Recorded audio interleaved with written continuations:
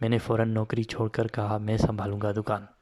वहाँ आराम से 11-12 बजे जाता, शाम तक बैठता। एक साथी था, हर रोज़ हर दूसरे तीसरे हफ्ते केरी सुजुकी पर जोड़िया बाज़ार से सामान लेकर आते थे होलसेल में।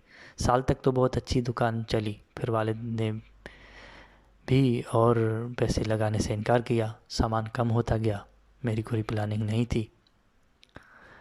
आखिर दुकान खाली और मैं वही बेरोज़गार। पड़ोसी से कहकर कहीं PPL एक कार स्कैनिंग का एक कोई प्रोजेक्ट था उनका, PPL का रिकॉर्ड स्कैन करना था, तो वो जॉब मिली PIDC बिल्डिंग में।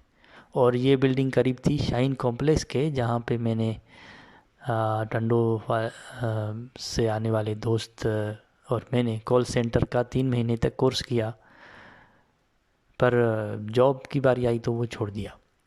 ये स्कैनिंग वाली जॉब भी 3 महीने बाद छोड़ दी, क्योंकि वो प्रोजेक्ट मुकम्मल हो चुका था और अगले प्रोजेक्ट का मैंने रखने वाले के साथ कहा था कि मुझे बता देना, लेकिन उसने नहीं बताया। फिर तारिक ने शेरशाह में एक फैक्ट्री में सुपरवाइज़र की नौकरी ले दी, और वो तब तक की जब तक आयरलैंड का वीज़ा आ गया। शुक्र किया कि यहाँ से भी जान छूटेगी। वहाँ पे ज़्यादा काम नहीं होता था, बस सारा दिन इंतज़ार करता था कि जब छुट्टी हो तो जाऊँ। मशीनों पे थोड़ी सी सर्विलेंस वगैरह करनी होती थी, प्रोसेसेस क्या चल रहे हैं, लेकिन अंदर से कोई इंटरेस्ट नहीं था कि ख़ुद से कुछ कोशिश करता था, लेकिन दिल नहीं लगता था। और वहाँ पे धूल मिट्टी बहुत ज़्यादा, शेरशाह का इलाका था।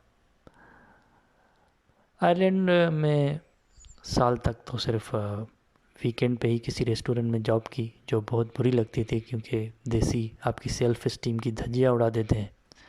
लिहाजा उन जॉब से भी मैं कतराता रहा।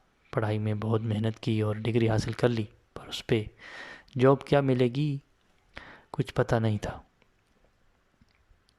क्योंकि हमेशा की तरह नोट्स बना के रट्टा लगा के बस पेपर्स पास कर लिए थे, शौक़ कोई था नहीं।